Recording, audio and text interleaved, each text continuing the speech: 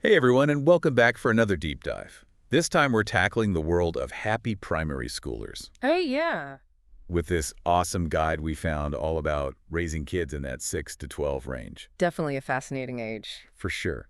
So many changes going on. Absolutely. So whether you're a parent, a teacher, or just curious about this stage of life, stick with us. We're uncovering some really cool insights that might just surprise you. Definitely. And one of the things that really grabbed my attention right away was how much this guide focuses on the brain power of these kids. Yeah, they're little sponges, right? Mhm. Soaking up everything. Well, it goes beyond that. Their cognitive abilities are seriously evolving during this time. Hmm. So it's not just memorization. Right. They're actually shifting from concrete thinking to something way more abstract, more logical. Okay, so I remember learning about Piaget stages of development way back when. Exactly. Does this guide tie into that at all? Oh, yeah, big time. They talk about the concrete operational stage. It's a huge deal for this age group. Okay, refresh my memory. What does that look like in real life? Well, think about it like this. A younger child, like a preschooler, they might not get why pouring water from a tall, skinny glass to a short, wide one doesn't change how much water there is. Right, right. But a child in this concrete operational stage, they can totally grasp that because their thinking has become more flexible, more logical. Ah, I see. So how can we, as parents or teachers or just caring adults, tap into that new way of thinking? Well, the guide suggests a lot of hands-on learning. Ah, getting them involved. Exactly. It can't just be lectures and textbooks, think science experiments, building projects, even helping with cooking. Oh, I love that. Anything that lets them get their hands dirty, interact with the world. Has their ideas, yeah. It's that classic saying, right? I hear and I forget, I see and I remember, I do and I understand. Absolutely. And when they're actually doing things, experiencing stuff, that's when the questions start coming, right? Oh, for sure. That natural curiosity just explodes. The guide calls it a hunger for knowledge. And it's Mhm. amazing to see. I remember that phase so well. Oh, I bet. But why? It's like the soundtrack of my life for a few years there. Uh-huh. Probably every parent's story. So what does the guide say about handling that constant barrage of questions? Well, instead of just giving a quick answer, you turn it back on them. Ask, what do you think? Or, let's find out together. Make it a collaborative process. Exactly. It encourages critical thinking and a much deeper level of engagement than just because I said so. Love it. Turning why into a mini research project. Now, it's not just about these mental leaps, is it? They're growing like weeds, too. Oh, absolutely. The guide goes into physical development as well, which is huge in these years. Yeah, it's like they shoot up overnight sometimes. Right, but it's not just about height and weight. What else? They're also refining those gross motor skills, things like running and jumping, Makes sense. but also those fine motor skills. Writing, tying shoes, that one can be a real challenge for some. Oh, tell me about it. My niece struggled with those shoelaces forever. Uh-huh. It's a classic struggle, but it's all connected to the bigger picture of raising a happy, well-rounded kid. So how does all that physical development tie into their happiness? Well, the guide makes a really strong connection between physical activity and emotional well-being. They Interesting. even quote Dr. Sears, the famous pediatrician, Yeah. and he emphasizes how crucial physical activity is for emotional health, just as important as it is for physical Well, health. it's more than just getting those wiggles out. Oh, way more. It's directly tied to their emotional development. Wow, I hadn't thought of it that way. Think about it. When you exercise, don't you feel more energized, less stressed? Kids are the same way. Yeah, that's true. Now, something I've noticed about this age is the roller coaster of emotions. Oh, definitely. One minute they're happy-go-lucky, next minute it's tears and drama over something tiny. It comes with the territory. Does the guide talk about handling those big feelings? It does. It actually breaks down Erickson's industry versus inferiority stage. Okay, that rings a bell, but it's been a while. Remind me what that stage is all about.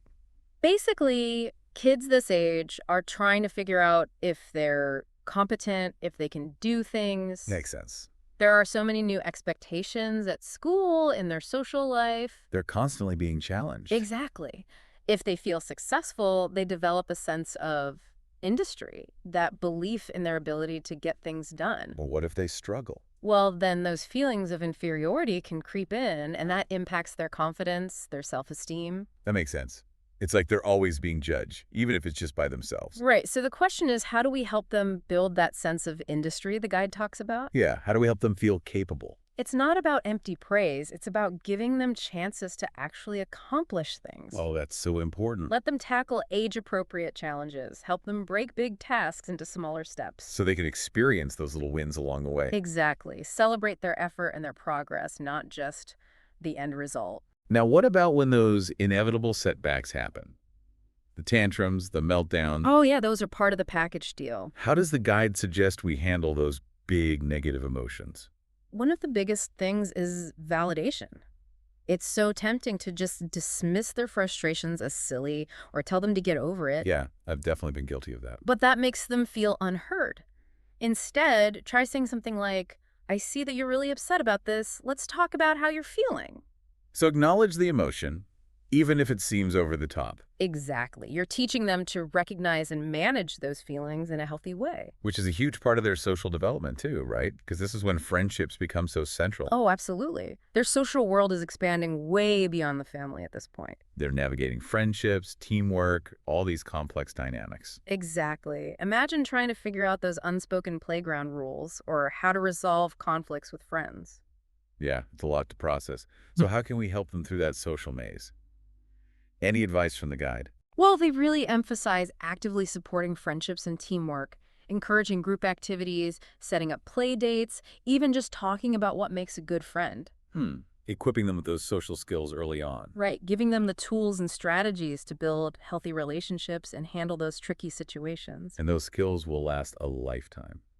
Speaking of skills, one thing that blows me away about this age is their language development. Oh yeah, it's incredible. It's like their vocabulary explodes overnight. It's a language explosion, and the guide points out that a strong vocabulary isn't just about sounding smart, it's the basis for all sorts of learning. Oh, for sure. Especially as they move through school. Exactly. A rich vocabulary helps them understand more complex ideas, express themselves better. It's like unlocking their potential. Exactly. Any practical tips from the guide on how to encourage that language growth? Oh, yeah. One of the simplest but most powerful is reading together. Ah, the classic advice. I know we hear it all the time, but why is reading aloud so important? Well, for one thing, it exposes kids to so many more words and sentence structures than they hear in everyday conversation. Oh, I see. Plus, it sparks their imagination, builds a love of reading, creates that bonding time. Makes sense. Now, we can't talk about childhood these days without addressing the elephant in the room. Technology. Definitely a big one. It's everywhere. And these kids are growing up immersed in it. The guide actually takes a really balanced approach to this topic. Oh, good. I was hoping they wouldn't demonize it. Now, they acknowledge that tech is here to stay and can be a valuable tool for learning, connecting. Right. It's about finding that balance. Exactly. But they do emphasize the importance of healthy boundaries. They actually cite the American Academy of Pediatrics, who recommend limiting screen time for this age group to just 1-2 hours a day. Okay. That seems reasonable. But it's not just about the amount of time, right? What else matters?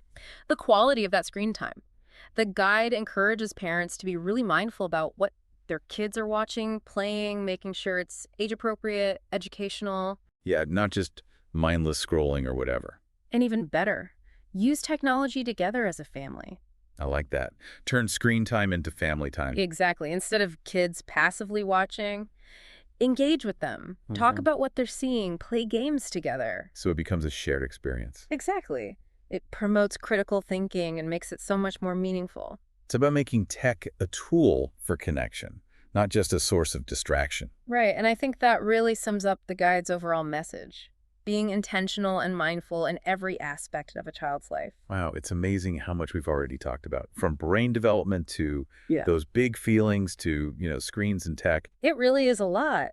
It makes you realize these middle childhood years are like a massive growth spurt. They really are, and when you step back and look at the bigger picture, these years are laying the foundation for who they'll become as adults. That's a powerful thought. It is. Their experiences now, the good and the bad, it all shapes their confidence, resilience, their whole outlook. It's like building the framework for the adults they'll be. Exactly. But every kid is different, right? Developing at their own speed. Absolutely. And the guide acknowledges that. There's no one-size-fits-all approach. Which is where those insights become so valuable. For sure. It's not a set of strict rules, but more like a roadmap. And it's based on research, which is reassuring. And those parent tips throughout the chapters were really helpful, little nuggets of wisdom. Oh, I loved those. Yeah. They were so practical and insightful. Yes, definitely. One that really stuck with me was about actively listening to kids. Oh, that's so important. It sounds simple, but in the busyness of life, it's easy to forget to really tune in. Totally. Put down the phone, make eye contact, really hear what they're trying to say. Even if it's about, the latest video game or some drama with their friends. It all matters to them. And by listening, we show we care. Exactly. Another tip that resonated with me was about routines. Oh, routines are crucial. The guide really highlighted how much kids thrive on consistency, having those predictable meal times, bedtimes. The homework routines, all of that. It creates a sense of security. Especially in a world that can feel so chaotic and unpredictable. Yeah, it's like a safe haven. Exactly. And of course, we can't forget about expressing love and appreciation. Oh, absolutely. Amidst all the guiding and discipline, it's vital to remind them how much we love them, value them. Celebrating their achievements, big or small. Exactly. And just letting them know we love them no matter what. Those are the messages that stick with them. Absolutely. Now, before we wrap up, I'm curious to hear your final thought, something that goes beyond the guide itself. Okay, well, the guide does a fantastic job of equipping us to raise happy kids, but what about equipping them for the tough stuff? The inevitable challenges, the setbacks. Exactly. What about resilience? That's such a crucial skill. It's not about shielding them from hardship, but about giving them the tools to bounce back. So I guess the question for our listeners is, how can we foster resilience in the kids we love? How can we teach them to see challenges as opportunities for growth, to learn from mistakes, to come back stronger? It's something to ponder as you observe the kids in your life. What stands out to you about their resilience? How do they approach a tough task? How do they handle disappointment? Those little moments offer glimpses into their resilience in action. Yeah, it's like giving them that inner strength, that toolbox of coping skills, Exactly. Problem-solving strategies. and a big dose of self-belief. Right. Believing they can overcome obstacles. It makes you wonder, if we raise a generation of resilient kids, could we make the world a better place, a kinder place? Oh, I love that thought. It speaks to the power we have as adults in their lives. It's not just about raising happy kids, it's about raising good humans. Yes. Compassionate, resilient humans. Who can make a difference. That's what makes these conversations so meaningful. It's not just about the knowledge. Right. It's about using it to empower ourselves and the kids in our lives. It's about recognizing the potential in each child and nurturing it. With love, understanding, and a whole lot of patience. Couldn't have said it better myself. I don't know about you, but I'm feeling pretty inspired. Me too. Inspired to observe, to learn, to connect. And to play a part in helping the next generation thrive. Absolutely. Well, that seems like a perfect place to wrap up. It does. Thank you so much for joining us on this deep dive into raising happy primary schoolers. It's been a pleasure. We hope you've learned something new, or maybe just rediscovered that sense of wonder about childhood. It's an incredible journey. It is.